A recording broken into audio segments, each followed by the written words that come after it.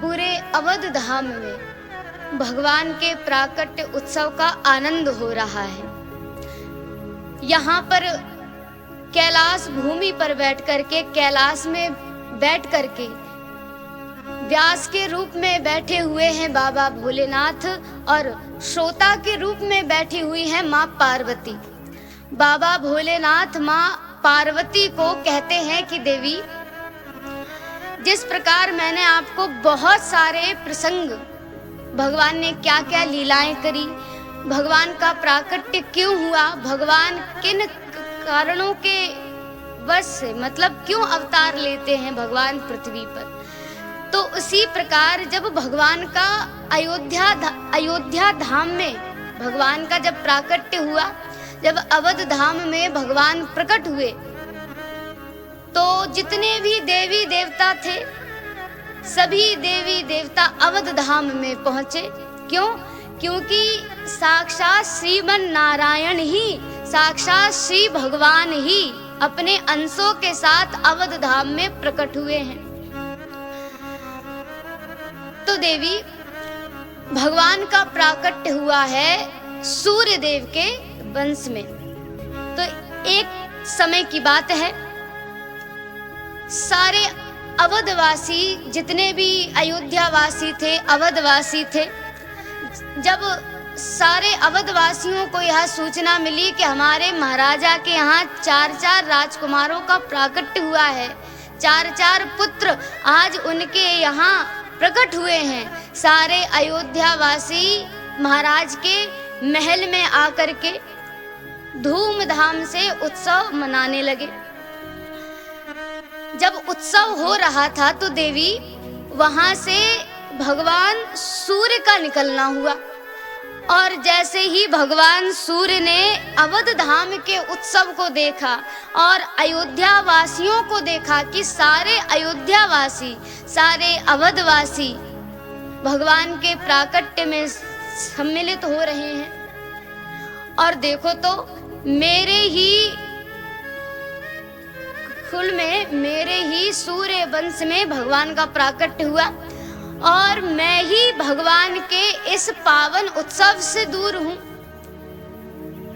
अब जैसे कि मान लीजिए हमारे किसी परिवार में, हमारे परिवार में यदि कोई उत्सव हो रहा हो और किन्हीं कारणों से हम अगर ना जा पाएं, तो भले ही हम दूसरे काम में हों, भले ही हम अपने गांव से दूर हों, हम अपने परिवार से दूर हों, लेकिन दिन में एक ना एक बार ये बात हमारे दिमाग में आ ही जाती है कि बताओ, हमारे ही परिवार में उत्सव हो रहा है और हम ही दूर हैं। तो ठीक उसी प्रकार भगवान सूर्य ने जब अवध धाम के उत्सव को देखा, अयोध्या वासियों के उत्सव को देखा, तो भगवान सूर्य ने भी विचार किया कि हमारे ही वंश में भगवान का प्राकट्य हुआ है और हम ही भगवान के उत्साह से दूर हैं, उत्सव से दूर हैं। अब इतना आनंदमय उत्सव हो रहा था अवध धाम में, तो भगवान सूर्य नारायण ने विचार किया क्यों ना 5 मिनट खड़े होकर के भगवान के उत्सव को देख लिया जाए। अगर 5 मिनट खड़े हो भी जाएंगे तो भला क्या हो जाएगा। तो इसीलिए भगवान सूर्य नारायण अपने स्थान पर खड़े हो गए, और हे पार्वती, हे देवी, मैं आपको बताऊं कि भगवान सूर्य नारायण 5 मिनट के लिए अपने जगह से खड़े हुए, अपनी जगह में खड़े हुए थे, अपने स्थान पर रुके थे, लेकिन उस उत्सव को देखते देखते भगवान सूर्य को 1 माह बीत गया। इसीलिए तुलसीदास जी महाराज ने भी लिखा है, मास दिवस कर दिवस भा, यह मरम न जाने कोई, रथ समेत रवि था क्यों, निशा कवन विधि होई। तुलसीदास महाराज ने कहा, मास दिवस कर दिवस भा, मरम न जाने कोई। भगवान सूर्य नारायण 1 माह तक अपने स्थान पर खड़े रहे, 1 माह तक अपने स्थान पर रुके रहे। यह लीला और यह बात किसी को भी मालूम ना हो पाई।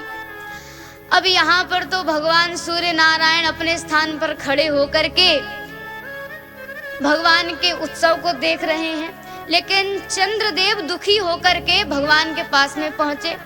भगवान श्री राम ने कहा, भगवान श्री राम पालने में लेटे हुए हैं और पालने में लेटे हुए हैं ठाकुर जी। इतने में ही चंद्रदेव जी का आगमन हुआ। जब प्रभु श्री राम ने चंद्रदेव को दुखी देखा तो भगवान पूछते हैं, ठाकुर जी पूछते हैं कि अरे भाई क्या बात है, हमारा प्राकट्य हुआ है और हमारे इस प्राकट्य उत्सव में सारा अवध धाम क्या, सारी पृथ्वी आनंदमयी हो रही है, खुश हो रही है, और आप हो कि दुखी हो, क्यों, क्या बात है। तब चंद्रदेव ने कहा, महाराज आपका प्राकट्य हुआ है, सभी देवी देवता आकर के कोई ना कोई रूप धारण करते हैं और आपके पास आ रहे हैं, आपके उत्सव में सम्मिलित हो रहे हैं, और एक प्रभु मैं हूँ जो आपके इस उत्सव से, आपके इस आनंदमय उत्सव से मैं दूर हूँ। भगवान ने कहा क्यों? बोले महाराज आपका उत्सव मैं देखूं कहां से, सूर्यदेव एक माह से अपने स्थान पर ही खड़े हुए हैं, अब वो आगे जाएं तो भाई मेरा नंबर आए। इसीलिए प्रभु आप कुछ कृपा कीजिए कि मुझे भी आपके उत्सव में सम्मिलित होने का मौका प्राप्त हो, प्रभु यह सौभाग्य प्राप्त हो। तब भगवान श्री राम ने कहा कि देखो चंद्रदेव, अब इस समय तो ऐसा है कि हम सूर्य वंश में हमारा अवतार हुआ है, लेकिन हाँ हम आपको एक वरदान देते हैं, और वो वरदान ये है कि अब त्रेता में जो हमारा अवतार होगा, अर्थात द्वापर में जो हमारा अवतार होगा, इस युग में हम सूर्य देव के वंश में हमारा अवतार हुआ है, लेकिन द्वापर युग में जो हमारा अवतार होगा, उस द्वापर युग में हम आपके ही वंश में अवतार लेंगे। इस बार इस अवतार में सूर्यदेव एक माह तक अपने स्थान से हटे नहीं है, तो अब की में जो हमारा कृष्ण अवतार होगा, आप 6 माह तक अपने स्थान से हटना मत। चंद्रदेव बोले अरे प्रभु, कहाँ द्वापर युग, कब आपकी ये लीला विश्राम होगी, फिर कब द्वापर युग आएगा, फिर कब आपका दूसरा अवतार होगा नाथ। अब प्रभु अगर इस अवतार में भी मुझे अगर कुछ थोड़ी बहुत बधाई प्राप्त हो जाती तो ठाकुर जी बड़ा आनंद आ जाता। तब भगवान श्री राम ने मुस्कुराते हुए कहा कि हे चंद्रदेव, भले ही हमारा अवतार सूर्य भगवान के कुल में हुआ है, लेकिन हम आपको बधाई के रूप में एक चीज प्रदान करते हैं। हम आपको यह चीज देते हैं कि भले ही हमारा अवतार सूर्य के कुल में हुआ है, लेकिन हमारे नाम के आगे आपका नाम जोड़ा जाएगा। तो इसीलिए जब हम जयकारा लगाते हैं तो क्या कहते हैं? बोलिए श्री रामचंद्र भगवान की जय, यही जयकारा बोलते हैं। तो ये वरदान भगवान ने चंद्रदेव को दिया था।